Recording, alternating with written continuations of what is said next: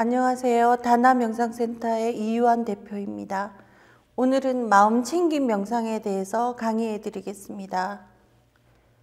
우리가 현실이라고 부르는 것은 그 현실이 우리를 보호함과 동시에 우리를 동시에 억압하고 있다는 것을 알아야 합니다. 깨달음을 얻는다고 해서 단박에 이 현실이라고 부르는 것을 벗어나려고 하지 말고 조금씩 그 테두리를 키워보는 것도 좋을 것 같습니다.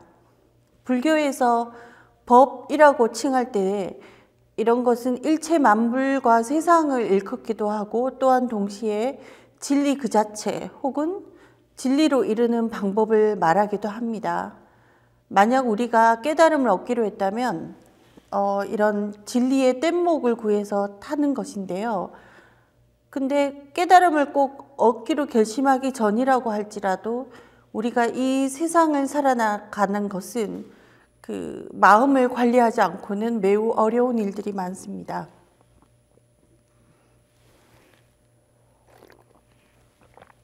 왜냐하면은 이 세상은 내 마음과는 많이 다르기 때문입니다. 그래서 이 세상이라는 것이 내가 감당하기 어려운 마음의 짐들을 많이 떠넘기는데요. 그래서 오늘은 단박에 이 법의 뗏목을 타기 어려운 분들을 위해서 마음챙김 명상을 통해서 마음을 관리하는 법을 알려드리고자 합니다. 보통의 우리들은 그 현실이나 세상이라고 부르는 것들에 대해서 마음 공부하는 사람들은 이것을 법이라고 부릅니다. 이 현실이라고 부르는 것이 우리를 보호해 줄 거라고 믿고 평생 살아가다가 죽음을 맞이하게 되거나 혹은 자기가 가진 모든 것을 잃게 될 경우에는 그 경우에 굉장히 허망함을 느끼게 되는데요. 그러니 그 현실을 너무 믿지 마시라 하고 말씀드리고 싶습니다.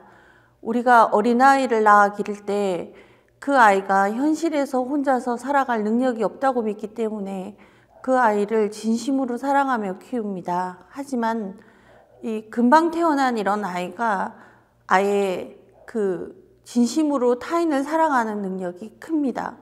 그러니까 우리는 살아가면서 현실에서 유능한 사람이 되기 위해서 다른 사람을 진심으로 사랑할 능력을 많이 잃어버리게 된다는 것입니다. 하지만 이 능력은 영원히 사라지는 것이 아니기 때문에 우리 마음 안에 웅크리고 있게 됩니다. 이것 때문에 우리는 로봇이 될 수 없고 또 이 사랑이라는 마음 때문에 상처를 받을 가능성이 생기는 것입니다. 어른이 되어가는 것은 좋은데 우리의 그 순수한 감정을 잃어가면서 어른이 되고 가는 게 문제인데요.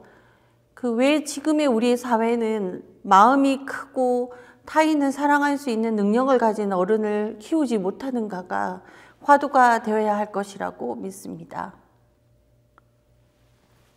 자식의 입장에서는 자신이 자신의 부모에게 상처를 받았음을 알고 있지만 키워주신 은혜와 그 늙어가시는 부모에 대한 애타는 마음 때문에 그 마음을 외면하고 맙니다. 우리가 우리 마음과 감정을 살피는 마음챙김 명상을 한다고 해서 현실에서 어쩌려고 할 필요는 없습니다. 우리가 현실이라고 부르는 것은 거시세계라고 볼 수 있는데요. 이 거시세계에서 외롭고 고달프게 살아가고 있는 우리가 자유의 세계인 이 미시세계로 진입해 들어가려는 것이 명상이라고 할 수 있습니다. 이 감정 공부를 함에 있어서 제일 먼저 첫 번째로 중요한 것은 과연 현실이 무엇인가 하는 현실에 대한 정확한 이해를 하는 것입니다. 우리는 객관적인 현실이 외부에 존재한다고 생각하는 것인데요. 이것이 착각입니다. 우리를 에워싸고 있는 것은 우주 그 자체입니다. 그리고 그것은 내 마음과 둘이 아닙니다. 그러니 그 현실이라고 부르는 허상을 유지하기 위해서 과몰입하는 나의 이성을 조금 느슨하게 해도 좋을 것 같습니다. 그리고 두 번째는 가까운 사람과의 진정한 화해가 중요한데요. 부모나 배우자와의 관계를 말합니다. 우리는 이 관계에서 두 가지를 동시에 생각해야 합니다. 그것은 바로 소통과 독립성, 이 두 가지의 양립입니다. 모든 인간은 자신만의 무의식의 그림을 가지고 있기 때문에 여기서 자꾸 가까운 관계에서 다른 마음들이 자꾸 분출하기 때문에 갈등이 생기고, 이 갈등은 너무나 당연합니다. 그래서 이 가까운 관계일수록 가장 중요한 것이 상대방에 대한 존중입니다. 그래서 서로 상대방을 지극히 존중한다면 갈등은 얼마든지 조정될 수 있습니다. 자신과의 관계가 아무리 특별하고 가깝다고 하더라도 그것이 전부가 아니기 때문에 그 사람을 지극히 존중해야 하며, 그러면서도 우리는 무의식의 차원에서 모두가 하나로 연결되어 있습니다. 그래서 내 몸처럼 사랑하고 아껴야 됩니다. 아무리 나를 힘들게 하는 사람이라도 이런 방식으로 생각한다면 이해하지 못할 사람이 없습니다. 서로 너무나 다르면서도 또 하나로 연결되어 있는 나와 너의 마음이 바로 우리 행복 지수를 나타내주는 좌표가 됩니다. 그렇게 용서를 하면 내 마음이 훨씬 편해집니다.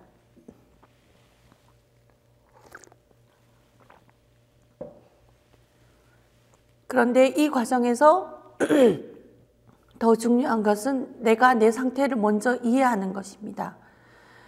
내 상태를 먼저 이해해서 내 마음 안에 있는 그 상대방과의 관계의 그림을 먼저 잘 파악한 뒤에 모두 인정하고 받아들이는 것입니다. 우리가 어떤 관계 안에 있을 때 우리 인생에서는 그 사람과의 만남이 이미 일어난 일인데도 우리의 마음 안에서는 어떤 상황이나 어떤 상태를 전혀 인정하지 않고 있는 경우가 많습니다. 아무리 내 마음에 들지 않더라도 그것은 이미 내 인생에서 일어난 일입니다. 그것을 받아들이지 않는 나의 마음이 존재할 뿐입니다. 그 다음은 마음 챙김인데, 이것은 내 마음의 중심을 빼앗기지 않는 것을 말합니다. 살아가다가 엄청나게 화가 나거나 애가 타거나 긴장하는 일이 생겼을 때 그것을 즉시 알아차린다면 내 마음의 중심을 잃지 않는 방법이 됩니다. 한 생각이 큰 병통이 되는데요. 한 생각이 과거에 언젠가 내 마음 안에 생기면 그것은 아주 작은 마음이었다고 하더라도 시간이 지날수록 전변해서 나중에는 큰 마음이 됩니다. 그래서 어떤 그것과 비슷한 감정이 일어나는 상황이 생겼을 때 그 감정은 과잉되어서 분출됩니다. 하지만 그 감정을 즉시 알아차려서 내가 화가 났구나, 내가 슬프구나, 내가 지금 억울하구나 하고 자기 감정을 알아차린다면 그 알아차리는 그 자각력이 자신의 마음이 되기 때문에 그 이전에 분노나 억울함이나 슬픔의 그 감정이 내가 되었던 상태에서 즉시 분리됩니다. 우리가 어떤 감정을 느끼는 것은 인간으로서 당연한 일인데, 문제가 되는 것은 어떤 과잉된 감정에 내가 몰두되는 것입니다. 이것이 비정상적인 일인데 사실은 매일매일 일어나는 일입니다. 우리는 감정이 없는 상태를 지향하는 것이 아니라 감정의 그 순도와 영향력을 생각해야 한다는 것입니다. 어떤 상황에서 내가 화가 나거나 슬픈 것은 문제가 안 되는데요. 이 과잉된 감정이 있을 때는 그 감정이 나를 집어삼킵니다. 그래서 만약 내가 느끼기에 과한 감정이 느낀다면 그것은 내 마음 안에 뭔가가 꼬여 있다고 볼 수 있는데요. 그럴 때 왜 그럴까 하고 자신의 마음을 성찰하기를 반복해서 해본다면 언젠가 때가 되면은 그 마음이 어디에서 비롯됐는지 스스로 알게 됩니다. 꼬인 마음은 자기 자신도 잘 알지 못하고 있는 경우인데, 이때 상대방과 부딪힌다면 결코 문제가 해결되지 않고 문제가 더 커지기만 합니다. 그래서 이 꼬인 마음, 과잉된 감정은 좀 누그러뜨린 이후에 상대방과 그 화가 난 상황에 대해서 대화하시는 것이 좋습니다. 이렇게 하는 것이 마음 챙김 명상인데 일상에서 자신의 마음을 공부하는 아주 중요한 방법이 됩니다. 거의 대부분의 부정적인 감정은 과잉되어 있다고 보면 맞는데요. 왜냐하면 과거에 상처가 없는 사람이 없기 때문에 그렇습니다. 그 감정에 대해서 억압하거나 혹은 감정을 너무 따라가거나 하지 말고 이것을 그 즉시 알아차리고 감정 자체를 받아들여야 합니다. 그리고 이것이 왜 이럴까 하고 자신을 성찰해 본다면 언젠가 때가 되면은 자신의 마음속 깊은 곳을 알아차릴 수 있어집니다. 아주 작은 마음을 맺어 놓아도 그게 마음 안에 맺혀 있으면은 전변해서 나중에는 나타날 때는 큰 마음이 되어서 나타나는데요. 사실 이 원리를 이용해서 긍정적인 감정도 키워나갈 수 있습니다. 그리고 부정적인 감정은 절대 맺혀 놓지 않으려고 노력하는 건데요. 보통 이제 그 마음을 털어버려라, 풀어버려라 하고 표현되는 것이 바로 그것입니다. 이때 꼭 상대방을 이해하지 않더라도 상관없습니다. 내가 그 감정을 털어버리거나 풀어버리는 이유가 내 마음이 오염되는 것이 싫기 때문에 하는 것이기 때문인데요. 우리는 상처받은 감정을 좋은 것도 아닌데 꼭 껴안고 놓지 않는 경우가 많습니다. 좋은 것만 가슴에 품어야지 나쁜 것을 가슴에 품는 것은 우리 안에 있는 에고의식이 굉장히 좋아하는 일들입니다. 오늘은 여기까지 하겠습니다. 감사합니다.